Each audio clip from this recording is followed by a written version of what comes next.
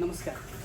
आज म Himalayan salt रेस्टुरेन्टका सञ्चालक तथा सफल व्यवसायी आदरणीय व्यक्तित्व विमल वास्तलाज्यूसँग कुराकानी गर्न गइरहेको छु। सर, यहाँलाई स्वागत छ। धन्यवाद। तपाईँ नेपालबाट जापान आउनुभएको चाहिँ कति वर्ष भयो? म नेपालबाट जापान आएको 14 वर्ष। धेरै वर्ष भएको रहेछ है। अनि नेपालबाट जापान आउँदाखेरि अब पहिलेको कुरा गरौँ, सुरुमा हामी यहाँबाट जाऊँ। पहिला 14 वर्ष पहिलेको जापान चाहिँ कस्तो थियो? 14 वर्ष पहिलाको जापान लगभग एउटा कुरा त पहिला नेपाली दाजुभाइ दिदीबहिनीहरू अलिक थोरै हुनुहुन्थ्यो। म आउँदा लगभग 10-12 हजार जति नेपाली हुनुहुन्थ्यो होला। जहाँसम्म लाग्छ अहिले लगभग 2 लाखको हाराहारीमा नेपाली दाजुभाइ दिदीबहिनीहरू हुनुहुन्थ्यो। त्यति बेलाको जापानमा नेपालीहरू कहीँ देख्दाखेरि जस्तो आफ्नै दाजुभाइ देखिए जस्तो त्यस्तो भान दिन्थ्यो। अहिले अहिले त्यस्तो भान चाहिँ मलाई चाहिँ हुँदैन होला। किन भन्दाखेरि अहिले नेपालकै समुदायमा छु कि जस्तो लाग्छ मलाई चाहिँ। यो टोकियोको यो वरिपरि हेर्दाखेरि एउटा हिसाबले खुसी पनि लाग्छ। अहिले पहिला चाहिँ अलिकति एक्लोपन, त्यति बेला अब भर्खरै आउँदाको यहाँको सिस्टम, भाषाहरू अब यो अलिकति त्यति नबुझेको अवस्थामा कोही गाइड गरिदिने नेपाली दाजुभाइ दिदीबहिनी मात्रै देख्न पाए पनि हुने थियो जस्तो लाग्थ्यो। अहिले चाहिँ त्यो बेलाभन्दा अहिले धेरै सङ्घ संस्थाहरू, समुदायहरू अहिले अलिकति बढिराखेको छ। त्यसले गर्दा पनि अहिले पहिलाको भन्दा अहिले अलिक सहज छ कि जस्तो लाग्छ। भनेपछि पहिला चाहिँ धेरै नै असहज थियो। अनि तपाईँले चाहिँ यो व्यवसाय गरिरहँदाखेरि कतिको सहज थियो? यहाँ जापानबाट नेपाल आएर नेपालबाट जापान आएर एउटा व्यवसायको रूपमा चाहिँ आफूलाई स्थापित गर्दै गर्दा तपाईँले चाहिँ कस्ता किसिमका कठिनाइहरू भोग्नु पऱ्यो? कतिको सहज थियो? हजुरले यसो भन्दै गर्दा म पहिले आउने बेलाबाटको कुरा दोहोऱ्याउन चाहन्छु। त्यति बेला म स्टुडेन्ट रिउगाक्सेको उसमा भिजामा आएको थिएँ। त्यति बेला म सुरुमा भनेको तपाईँको गिफुमा आएँ। त्यहाँ 2 वर्ष भाषा स्कुल पढेँ। त्यसपछि सेन्मन गएको ट्रान्सफर भएर एउटा टोकियोमा सेन्मन गएको पढेँ। त्यसपछि मैले सेन्मन गएको सकिएपछि वर्किङमा सिउसोको गरेँ। सिउसोको गरिसकेपछि 5 वर्ष जति मैले वर्किङमा काम गरेँ। त्यो काम गरिसकेपछि सबै कुरा भन्छु म। अनि विवाह गरेँ। विवाह गरेपछि अब फ्यामिली चाहिँ बसियो। त्यसपछि बाबु जन्मेपछि मलाई चाहिँ अलिकति बच्चा भइसकेपछि आफूले एउटा बिजनेस नगरिकन बच्चालाई अलिकति टाइम दिन, खर्चदेखि लिएर तपाईँको टाइमदेखि लिएर मैले अलिक नगाउने स्थिति गरेँ। त्यो भएपछि मैले के गरेँ भन्दा बिजनेसतिर हात लगानी गरेर बिजनेसतिर गरेँ भने भोलि आफ्नो बच्चाको लागि पनि केही टाइम दिन पाएँ। अनि अलिकति खर्च पनि नपुग्ने भयो। बिजनेस गरेपछि त्यो तरिकाले गरेँ। बिजनेसमा सुरुमा बिजनेस गर्नुभन्दा अब यो ठाउँमा आइसकेपछि रुल्सहरू सबै सिस्टम सबै बुझेर त्यही अनुसारको बिजनेस चाहिँ गर्न चाहिँ मलाई त्यति कठिनाइ चाहिँ भएन। तर आउने बित्तिकै बिजनेसमा हात हालेको भए अलिकति गाह्रो स्थिति हुन्थ्यो। किन भन्दाखेरि पैसा लगानी मात्रै भन्दा पनि यहाँको रुल्सहरू सबै फलो गर्नुपर्ने भएको भएर सुरुमा त अब कठिनाइ त भइहाल्छ। गर्दै जाँदाखेरि पछि कामले काम सिकाउँछ। अहिले चाहिँ अलिक सहज छ। भनेपछि पहिलेको तुलनामा अहिले अलिकति व्यावसायिक रूपमा जोडिनको लागि या स्थापित गर्नको लागि सहज छ हो होइन? अनि तपाईँले पहिलाको कुरा गर्नुभयो। अनि पहिला चाहिँ अब स्टुडेन्टहरूको चाहिँ नेपालबाट आउँदाखेरि कतिको सहज थियो? अहिले त तपाईँको दिनदिनै अब आत्महत्या जस्ता धेरै कुराहरू यहाँ समस्याहरू छन्।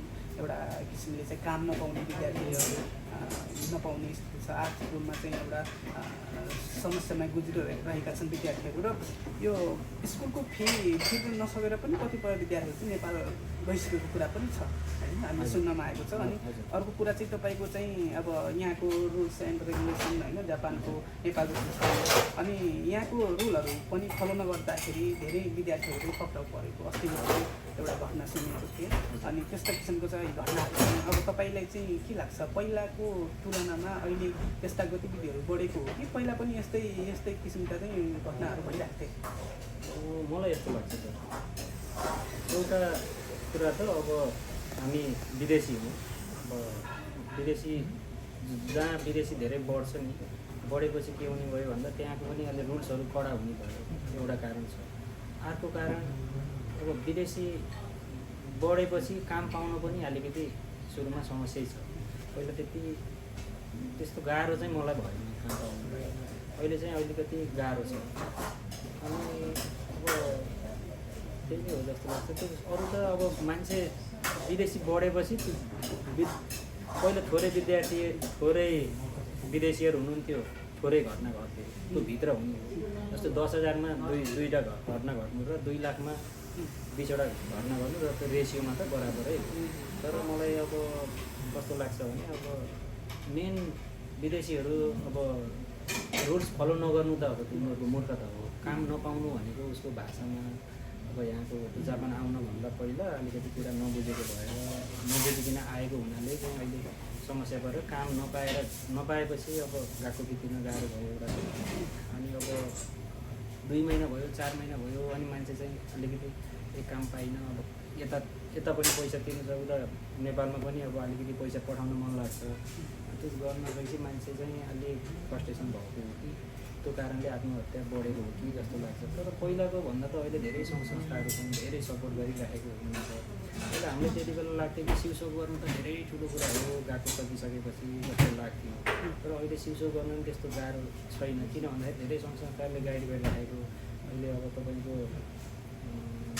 साथीभाइ पनि धेरै भएको भएर त्यति गाह्रो चाहिँ छैन जस्तो लाग्छ मलाई चाहिँ। अब मान्छे त्यो हुन भने सुरुवाती चरणमा छ यो आत्महत्या बन्ने भनेको। जापान आउनु बित्तिकैको केसमा 5-6 महिनाको केसमा त्यसरी आत्महत्या बन्ने केस छ। त्यही नै हो जस्तो लाग्छ। यसको समाधान चाहिँ के होला? अब नेपालबाट जापान आउँदाखेरि होइन अब उहाँको चाहिँ अब पारिवारिक हिसाबले पनि एउटा किसिमको दबाब आउँछ होला कि होइन? अब जापान आएको छ कमाउनु भनेर अनि विद्यार्थीले पढ्नु पनि पर्छ होइन। अब यसो गर्दै गर्दाखेरि चाहिँ अहिले प्रायः जस्तो चाहिँ भर्खरको केटाकेटीहरू पनि जापान आउनु भएको छ। उमेरले चाहिँ एकदमै कच्चा होइन, जसले गर्दाखेरि पनि अब डिप्रेसनमा चाँडो गइदिने भन्ने समस्याहरू छ। अब खास गरी नेपालबाट पठाउँदाखेरि जुन कन्सल्टेन्सीहरू हाम्रो चाहिँ पठाउने माध्यमहरू छन् नि, उहाँहरूले चाहिँ अब यस्ता घटनाहरू नहोस् र विद्यार्थीहरू चाहिँ एकदमै आत्मविश्वासका साथ पठाउनु पर्ने हो होइन। तर खास गरी यसको कमी भाव कि जस्तो पनि मलाई लाग्यो। तपाईँलाई के लाग्छ यो कुरामा? हजुरको कुरामा म धेरै 100% सहमत छु। जुन स्टुडेन्ट भिजामा जापान आउन चाहने अब भाइ बहिनीहरू नेपाली दाजुभाइ दिदीबहिनीहरू उहाँहरूले एउटा कुरा, म त्यो देशमा जाँदैछु, किन जाँदैछु, त्यहाँको रुल्स के छ त्यो एउटा बुझ्नु पऱ्यो। त्यो सँगसँगै मेन मलाई बुझ्नु पर्ने त्यो आउने मान्छेभन्दा परिवारले बुझ्नुपर्छ जस्तो लाग्छ। जापानमा अब पढ्न जाने हो, उसको लागि खर्च मैले जुटाउन सक्छु कि सक्दिनँ, वहाँ गएर काम गरेर पैसै कमाउन जाने हो भने पढ्ने भित्तामा त्यो चाहिँ अभिभावकहरूले सोच्नु चाहिँ गलत। सुरुमा ऊ अब 2 वर्ष पढ्ला गएको पढ्ला, अब ब्याचलर गरिरहेको छ भने युनिभर्सिटीको गएको सोचेको गरेपछि होटलमा चेन्ज गर्ला होइन। मैले त्यो भएको भएर मेन भनेको यो काउन्सिलिङ गरेर कन्सल्टेन्सीहरूले के बुझ्नुपर्छ भने कुनै स्टुडेन्ट बुझ्न कन्सल्टेन्सीमा म जापान पढ्न चाहन्छु, जापान जान चाहन्छु भनेर आउनुभयो भने उहाँको परिवारहरूले पनि सँगै लिएर आउनु। तपाईँको बुवा अथवा मम्मी अथवा बुवा मम्मी हुनुहुन्न भने दाजुभाइ दिदीहरू कोही छ भने लिएर आउनु, सँगै बसेर जे छ जापानको कन्सल्टेन्सी चलाउने कन्सल्टेन्सी सञ्चालकहरूले जापानको रुल्स र जापानको सिस्टमको बारेमा चाहिँ सबै बुझेर मात्रै कन्सल्टेन्सी गर्दा ठिक हुन्छ। झुटो आश्वासन दिने, जापान गएपछि यस्तो हुन्छ भन्ने होइन, त्यस्तो चाहिँ नगर्ने। जे हो त्यही भनेपछि उसको त्यो स्टुडेन्टले त्यही मानसिकता बनाएर आएको हुन्छ कि मैले चाहिँ जापान यस्तो रहेछ, मैले चाहिँ यो स्ट्रगल गर्नुपर्ने रहेछ। उसले उहीँ नेपालबाटै बुझेर आएको हुन्छ। बुझेर आइसकेपछि त अब यहाँ आइसकेपछि के भन्नुभयो नयाँ भाषा देश, नयाँ भाषा, खाने शैली, चाल चलन होइन, यो त त्यसै आफै नौलो त भइहाल्ने भयो। त्यही माथि नेपाल त सोचेर आएको सपना र जापानमा देखेको सपनामा चाहिँ फरक भयो भने त्यो भनेको त्यही भएर होपलेस हुने भयो। अनि चाहिँ अब मैले त केही गर्न सक्दिनँ, नेपाल जाऊँ भने त लगानी गरेर आएको छु भन्ने, अब अनि नेपालबाट पनि फ्यामिलीहरूको टचर दिने, त्यो भएको भएर अहिले आत्महत्या बढेको कारण मलाई त्यो लाग्छ। त्यो भएको भएर अब नेपालमा यो कुरामा चाहिँ नेपालमा सबैले कन्सल्टेन्सी सञ्चालकले नि बुझ्नु पऱ्यो, जापान आउन पर्ने मान्छेले नि बुझ्नु पऱ्यो। त्यो गरेन भने हुँदैन। कन्सल्टेन्सी सञ्चालकको बिजनेस पनि के हो भन्नुहुन्छ भने जस्तो जापानमा सबैले जथाभावी रुल्सहरू भाषा नपढाइकन जापानमा पठाउनु भयो भने त्यो तपाईँको जापानमा रिजर्भमा आउने त अब नेपाल मात्रै त होइन, अरू देशको पनि हुनुहुन्छ नि। अनि नेपालीहरूले त्यो गर्यो भने नेपालमा यहाँको गएको राम्रोसँग जाने, राम्रो प्रगति गर्न सक्दैन। अनि तिनै स्टुडेन्टले गएकोलाई धेरै दुःख दिन थाल्छ। अनि त्यो भएर नेक्स्ट टाइममा के गर्छ, जापान गएकोले बरु नेपाली स्टुडेन्ट नलिउँ, बरु अरू देशको स्टुडेन्ट लिउँ भन्छ। नेपाली स्टुडेन्ट नलिएपछि त कन्सल्टेन्सीको बिजनेस पनि त राम्रो भएन होइन। त्यही भएर दोहोर कन्सल्टेन्सीले पनि त्यो बुझ्नुपर्छ, आउनु पर्ने मान्छेले पनि त्यो बुझेर आउनुभयो भने जापान चाहिँ साँच्चीकै अवसर भएको देश हो, धेरै प्रगति गर्न सकिन्छ होइन। अब यहाँ रुल्समा गल्ती गऱ्यो भने विदेशी होस् कि जापानिज होस्, दुइटै एउटै रुल्स छ होइन। अब त्यो भएको भएर यो कुरा चाहिँ अलिकति गरेर आउँदाखेरि दुवै बसेको ठिक हो, कन्सल्टेन्सीको पक्षमा पनि ठिक हो, स्टुडेन्टको पक्षमा पनि ठिक हो। त्यो सँगै सिङ्गो देशलाई पनि अब जापान र नेपालको अब हुन्छ नि अब मैत्रीपूर्ण के भन्छ त्यो त्यसलाई पनि सम्बन्ध भनेर प्रगाड हुँदै जाने भयो, मलाई पनि त्यस्तो लाग्छ मैले बुझ्दाखेरि। अनि खास गरेर चाहिँ अब जापानमा स्टुडेन्टहरू आउँदै गर्दाखेरि चाहिँ अब विद्यार्थीहरूले चाहिँ अहिले चाहिँ प्रायः जस्तो चाहिँ एउटा काम मात्रै भनेर चाहिँ एउटा दौडिरहेको अवस्था छ होइन। काम मात्रै, भाषालाई चाहिँ त्यति प्रायोरिटी नदिने खालको अवस्था छ, जसले गर्दाखेरि चाहिँ अब वर्किङ गर्दाखेरि पनि अलिकति समस्या, भाषाको प्रोब्लमले गर्दाखेरि समस्या छ। अनि अहिले हाम्रो विद्यार्थी चाहिँ पढ्दै गर्दा पनि अनि भाषाले पनि कतिपय मान्छेहरूले कामै नपाएको छ। भनेपछि तपाईँले चाहिँ अब जापानमा आउनुभयो, धेरै वर्ष भयो, तपाईँले पढ्नुभयो यहाँ होइन, स्ट्रगल गर्नुभयो। अब यो एउटा खालको चाहिँ अनुभव छ तपाईँसँग।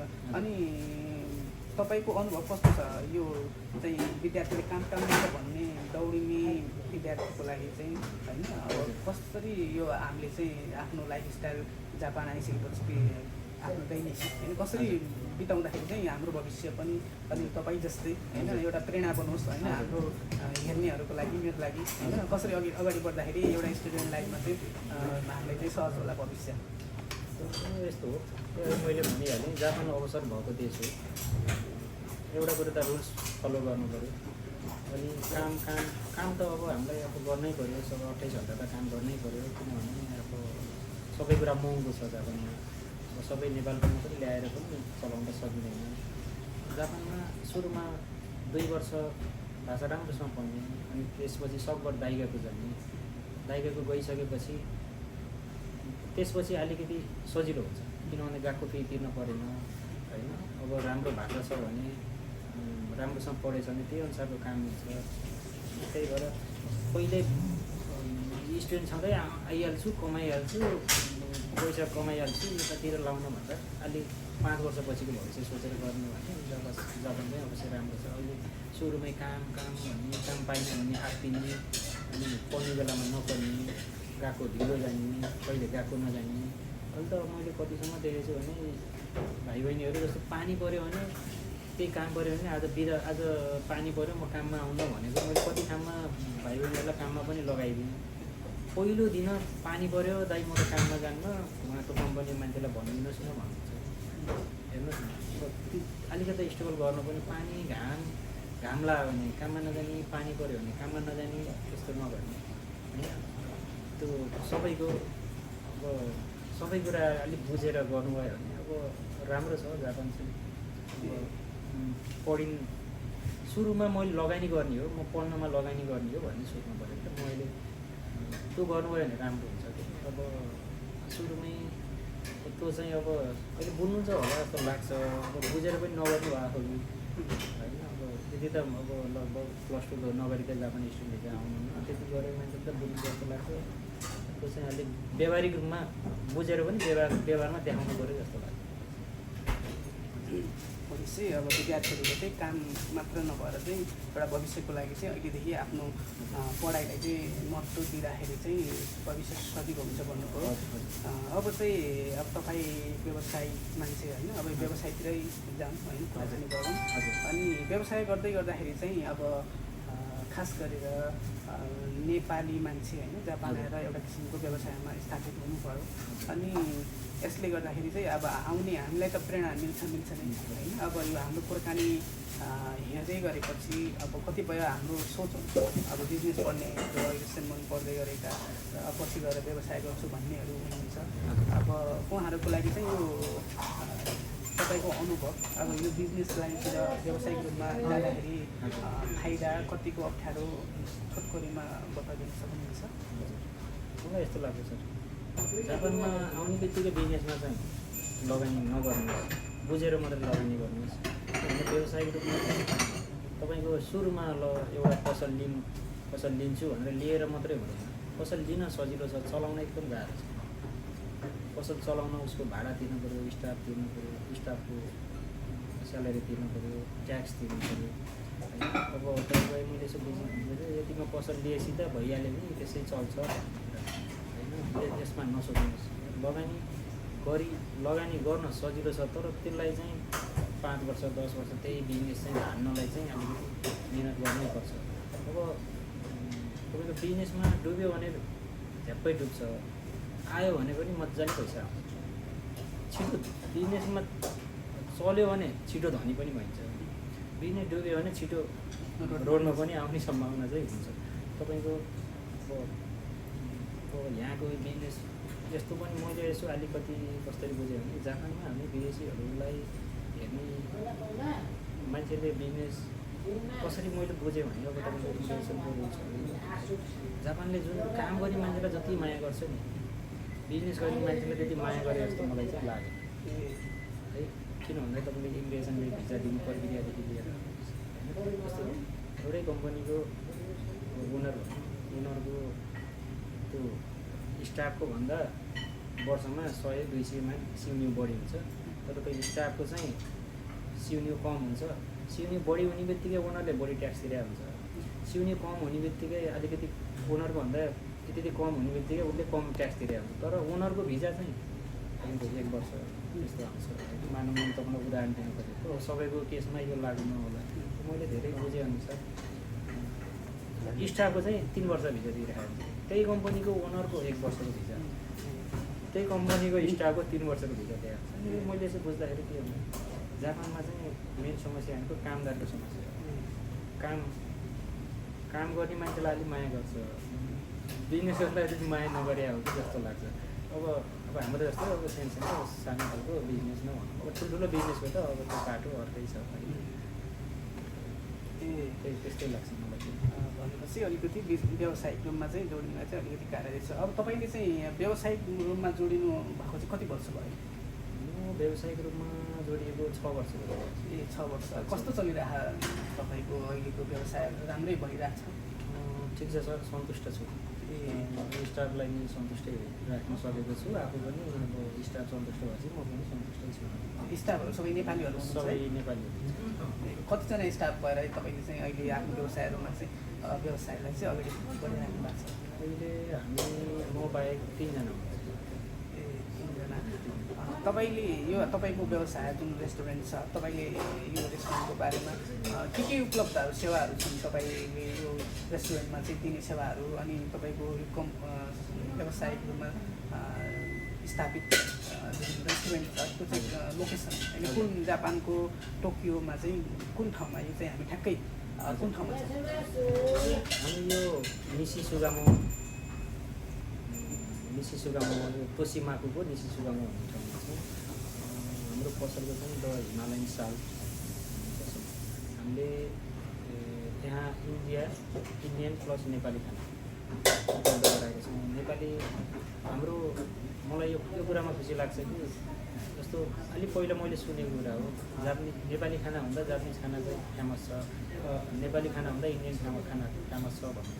तर हाम्रो यो पसलमा के छ भन्दा इन्डियन खाना भन्दा नेपाली खाना बढी छ। तर हाम्रो कस्टमर चाहिँ जापानिज कस्टमर बढी हुनुहुन्छ। तर जापानिज भए पनि हाम्रो नेपालको खाना फेमस भएछ अब भनेर चाहिँ मलाई अलिक खुसी लाग्छ। वास्तवमा मिठो पनि छ, मिठो पनि अब मैले मेरो रेस्टुरेन्टमा त मिठो भन्ने नि भने, तर कस्टमरहरूले खाना एकदम मिठो मानेर आउनुहुन्छ, टाढाबाट आउनुहुन्छ। यस्तो टेस्ट मैले पाउँदिनँ यहाँ, त्यही भएर म टाढाबाट आएँ भन्नुहुन्छ। आउने बित्तिकै मलाई यो साथीले सेउकाइ गरेको हो, पहिला यहाँ आएर खाएर जानुभएको छ भन्नुहुन्छ। नेपाली खाना यहीँबाट फिक्स गरेर म यो खान्छु भनेर फोटो खिचेरै लिएर आउनुहुन्छ। मलाई यो कुरामा एकदम खुसी लाग्छ। एउटा हिसाबले नेपाली खाना पनि पसलको व्यापार भएर त त्यसरी म खुसी भयो भने नि भएँ। अर्को कुरा चाहिँ आफ्नो देशको खाना फेमस भयो नि त, त्यो कुराले नै अझ म धेरै खुसी छु। ए भनेपछि नेपाली खाना चाहिँ यहाँको जापानिजहरूले पनि खाँदो रहेछन् तपाईँको रेस्टुरेन्टमा चाहिँ एकदमै बढी आउँछन् है? हजुर, एकदम इन्डियन खानाको तुलनामा नेपाली खाना बढी दिन्छ। ए अनि अब हामी कुराकानीको लगभग अन्तिमतिर छौँ। अब लास्टमा जाँदै तपाईँले चाहिँ अब तपाईँको ग्राहकहरूलाई र यो भिडियो हाम्रो चाहिँ कुराकानी हेर्दै गरिराख्नु भएको दर्शकहरूलाई चाहिँ सन्देश मतलब तपाईँको व्यक्तिगत तर्फबाट र एज अ व्यवसायी रूपमा चाहिँ एउटा रेस्टुरेन्टको तर्फबाट चाहिँ के सन्देश दिन चाहनुहुन्छ? हाम्रो यस तोसिमाको मिसेस सुगामोको 3/12 भन्छ अब त्यो फुल एड्रेस भन्छ। त्यहाँ चाहिँ हाम्रो रेस्टुरेन्ट छ, त्यहाँ नेपाली इन्डियन खानाहरू पाउँछ।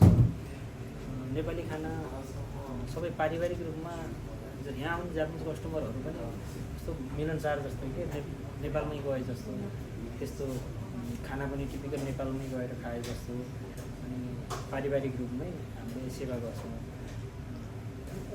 एकचोटि हामीलाई सेवा गर्ने मौका दिनुहोस्। हजुर, ए हस्, कुराकानीको लागि समय दिनुभयो, यसको लागि धेरै धेरै धन्यवाद तपाईँलाई। हजुरलाई पनि मेरो केही सानो कुरा राख्नु दिनुभयो, हजुरलाई पनि धेरै धेरै धन्यवाद। हस्, धन्यवाद।